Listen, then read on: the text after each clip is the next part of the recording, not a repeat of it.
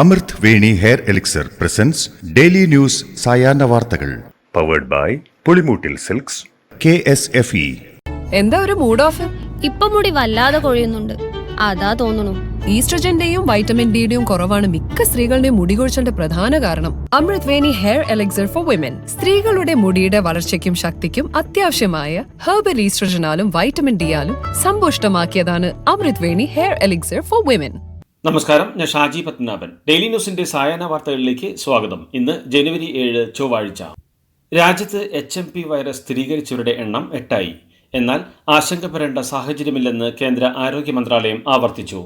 ബോധവൽക്കരണവും നിരീക്ഷണവും ശക്തമാക്കാൻ സംസ്ഥാനങ്ങൾക്ക് നിർദ്ദേശം നൽകി.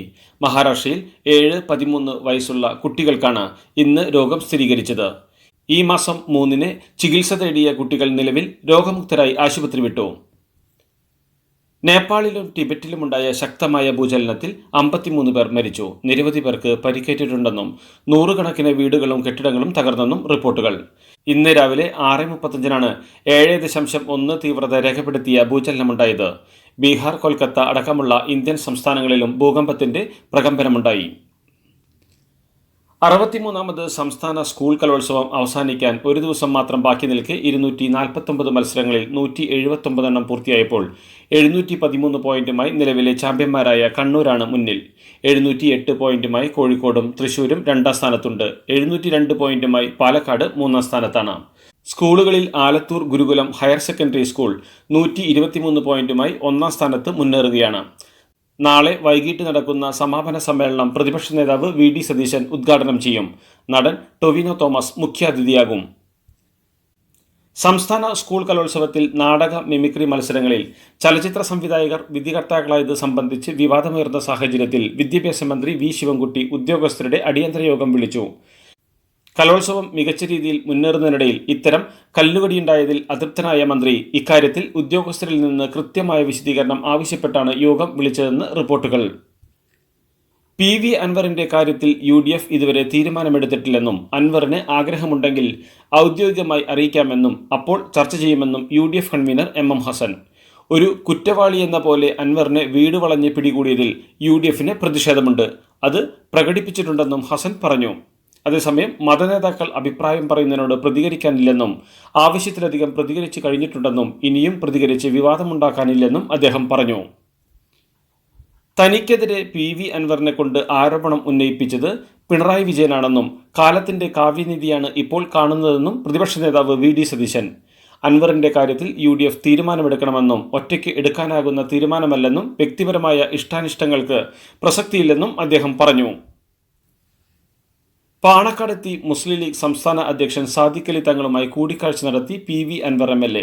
നിലമ്പൂർ ഫോറസ്റ്റ് ഓഫീസ് ആക്രമണ കേസിൽ അറസ്റ്റിലായി ജയിൽ മോചിതനായ ശേഷമാണ് അൻവറിന്റെ സന്ദർശനം. അൻവറിനെ കണ്ടുവെന്നും മറ്റു കാര്യങ്ങൾ UDF ചർച്ച ചെയ്ത് തീരുമാനിക്കുമെന്നും സാദിഖ് അലി തങ്ങൾ മാധ്യമങ്ങളോട് പ്രതികരിച്ചു. പാണക്കാട് എല്ലാവരുടെയും അത്താണിയാണെന്ന് PV അൻവർ.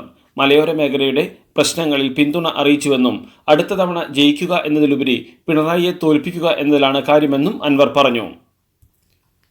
സംസ്ഥാന കായികമേളയിൽ നിന്ന് 2 സ്കൂളുകളെ വിലക്കിയ നടപടി സർക്കാർ പുനഃപരിശോധിച്ചേക്കും.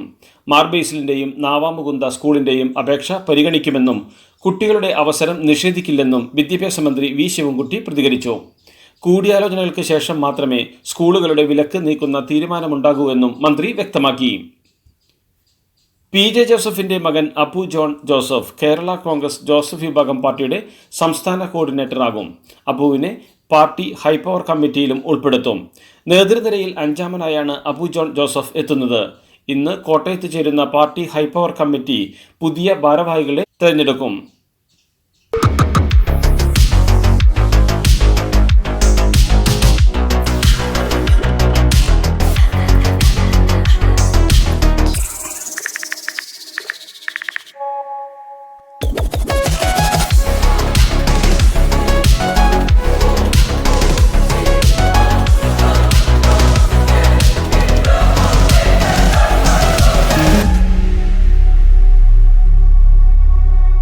മന്ത്രി സജി ചെറിയാനെ രൂക്ഷമായി വിമർശിച്ച് കത്തോലിക്ക സഭയുടെ മുഖപത്രമായ ദീപിക ദിനപത്രം ഇന്ന് പ്രസിദ്ധീകരിച്ച മുഖപ്രസംഗത്തിലാണ് വിമർശനം.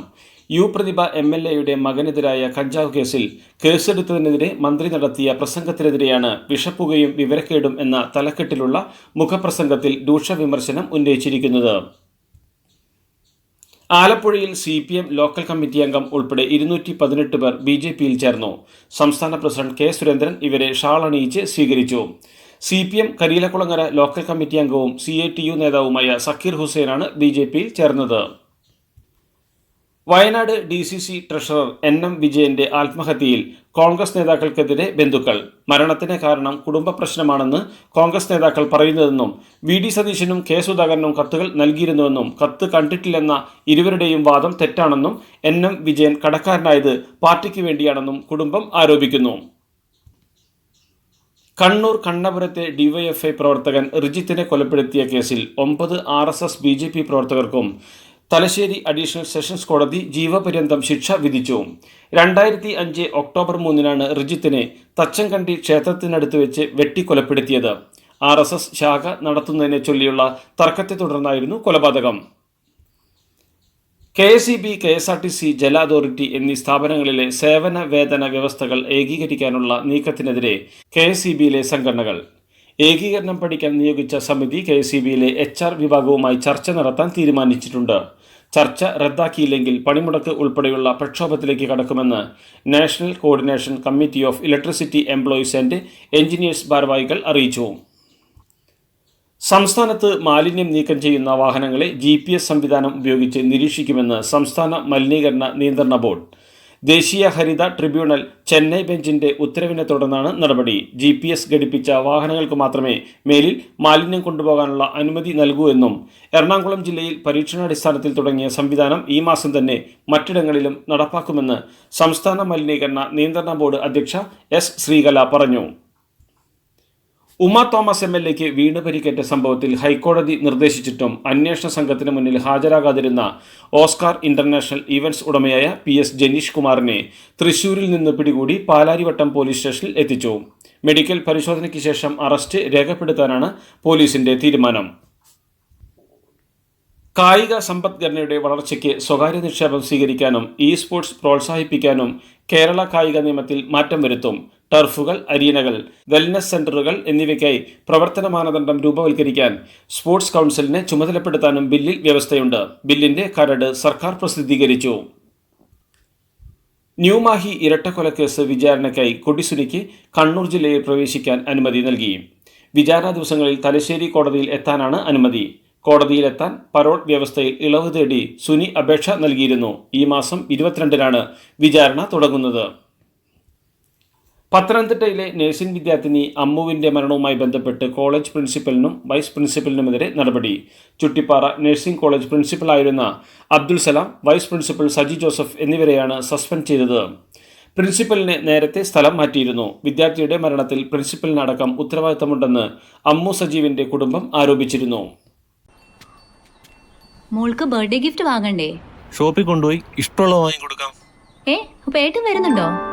ഗിഫ്റ്റ് കാർഡ് വരും. അതെ, ഓരോ ചിട്ടിയിലും ഒരാൾക്ക് 5000 രൂപയുടെ ഗിഫ്റ്റ് കാർഡ് സമ്മാനം. മെഗാ സമ്മാനമാണെങ്കിലോ പുതുപുത്തൻ ബെൻസ് കാറും. രണ്ടാം സമ്മാനം ഇന്നോവ ക്രിസ്റ്റ, അതും 17 ഇത്തവണ സമ്മാനങ്ങളുടെ നക്ഷത്ര തിളക്കവുമായി KSFE ഗാലക്സി ചിട്ടികൾ. ഡൽഹിയിൽ ഇന്ന് യെല്ലോ അലർട്ട്. മഴയോടൊപ്പം എത്തിയ ശീതതരംഗം ഡൽഹി റെയിൽവേ സ്റ്റേഷനിൽ നിന്നെടുക്കുന്ന ട്രെയിനുകൾ വൈകിയോടാൻ കാരണമായി. ഇന്നലത്തെ കാലാവസ്ഥ അനുകൂലമല്ലാതിരുന്നതിനാൽ ഫ്ലൈറ്റുകളും വൈകിയിരുന്നു. ഇന്നലെ ഡൽഹി വിമാനത്താവളത്തിൽ 400 വിമാനങ്ങൾ വൈകിയെന്നാണ് റിപ്പോർട്ട്. രാജ്യത്തെ സർവകലാശാല വൈസ് ചാൻസലർമാരുടെയും അധ്യാപകരുടെയും അക്കാദമിക് സ്റ്റാഫുകളുടെയും നിയമനത്തിനും സ്ഥാനക്കയറ്റത്തിനുമുള്ള പരിഷ്കരിച്ച കരട് ചട്ടങ്ങൾ UGC പുറത്തിറക്കി. വൈസ് ചാൻസലർ നിയമനത്തിനുള്ള സെർച്ച് കമ്മിറ്റി അധ്യക്ഷനെ ചാൻസലർ അഥവാ ഗവർണർ നിർദ്ദേശിക്കും. രണ്ടാമത്തെ അംഗത്തെ UGC ചെയർമാൻ നാമനിർദ്ദേശം ചെയ്യും. സർവകലാശാല VC നിയമനങ്ങളെ ചൊല്ലിയുള്ള ഗവർണർ സർക്കാർ പോരുകൾ രൂക്ഷമായ സാഹചര്യത്തിലാണ് പുതിയ കരട് ചട്ടം UGC ഇറക്കിയത്. ഗുജറാത്തിലെ സൂറത്തിലെ പൊതുയോഗത്തിൽ വെച്ച് ബെൽറ്റൂരി സ്വയം അടിച്ച് AAP നേതാവ് ഗോപാൽ ഇറ്റാലിയ. BJP ഭരിക്കുന്ന സംസ്ഥാനത്ത് വിവിധ കുറ്റകൃത്യങ്ങളുടെ ഇരകൾക്ക് നീതി ഉറപ്പാക്കുന്നതിൽ പരാജയപ്പെട്ടതിനാലാണ് സ്വയം ചാട്ടയടി ഏറ്റുവാങ്ങിയതെന്ന് ഗോപാൽ ഇറ്റാലിയ വ്യക്തമാക്കി. യെദ്യൂരപ്പയ്ക്ക് എതിരായ പോക്സോ കേസ് നൽകിയതിന് പിന്നാലെ തനിക്കും സഹോദരിക്കും ജീവിക്കാൻ വയ്യാത്ത സ്ഥിതിയെന്ന് അതിജീവിതയുടെ സഹോദരൻ സമൂഹ മാധ്യമങ്ങളിൽ പോസ്റ്റ് ചെയ്ത വീഡിയോയിലാണ് സഹോദരന്റെ പ്രതികരണം. കേസിൽ പ്രതിയായ മുൻ മുഖ്യമന്ത്രിയും BJP നേതാവുമായ BS യെദ്യൂരപ്പ ഇപ്പോൾ ജാമ്യത്തിലാണ്. പുഷ്പ 2 പ്രീമിയർ ഷോയുടെ തിരക്കിനിടെയുണ്ടായ ദുരന്തത്തിൽ പരിക്കേറ്റ് ചികിത്സയിൽ കഴിയുന്ന 9 വയസ്സുകാരൻ ശ്രീതേജിനെ ആശുപത്രിയിലെത്തി കണ്ട് നടൻ അല്ലു അർജുൻ. ഡിസംബർ 5 മുതൽ ആശുപത്രിയിൽ ചികിത്സയിൽ തുടരുകയാണ് ശ്രീതേജ്. ദുരന്തമുണ്ടായി 1 മാസത്തിനു ശേഷമാണ് അല്ലുവിന്റെ സന്ദർശനം. ബോർഡർ ഗവാസ്കർ ട്രോഫിയിൽ ജസ്പ്രീത് ബുംറയ്ക്ക് അമിത ജോലിഭാരം നൽകി പരിക്കിന് വിട്ടുകൊടുത്തതിനെ രൂക്ഷമായി വിമർശിച്ച് മുൻ ഇന്ത്യൻ താരം ഹർഭജൻ സിംഗ് രംഗത്ത്. ബുംറയെ കൊണ്ട് അമിതമായി പന്തെറിയിച്ച് അദ്ദേഹത്തെ കരിമ്പിൻ ചണ്ടി പോലെയാക്കിയെന്നാണ് ഹർഭജന്റെ വിമർശനം. ബോർഡർ ഗവാസ്കർ ട്രോഫിയിൽ പരാജയപ്പെട്ടതോടെ ICC ടെസ്റ്റ് റാങ്കിങ്ങിൽ ഇന്ത്യ 3ാം സ്ഥാനത്തേക്ക് പിന്തള്ളപ്പെട്ടു. ഇന്ത്യക്ക് 109 റേറ്റിംഗ് പോയിന്റാണുള്ളത്. നിലവിൽ ടെസ്റ്റ് ചാമ്പ്യൻഷിപ്പ് ജേതാക്കളായ ഓസ്ട്രേലിയ 126 റേറ്റ് പോയിന്റുമായി ടെസ്റ്റ് റാങ്കിങ്ങിൽ 1ാം സ്ഥാനത്താണ്. തൊട്ടുപിന്നിൽ 112 പോയിന്റുകളുമായി ദക്ഷിണാഫ്രിക്കയാണ്. ഇതോടുകൂടി ഡെയിലി ന്യൂസിന്റെ ഇന്നത്തെ സായാഹ്ന വാർത്തകൾ സമാപിക്കുന്നു. ഡെയിലി ന്യൂസിന് വേണ്ടി വാർത്തകൾ വായിച്ചത് ഷാജി പത്മനാഭൻ. DailyNewsLive.in വാർത്തകൾ വിരൽ തുമ്പിൽ.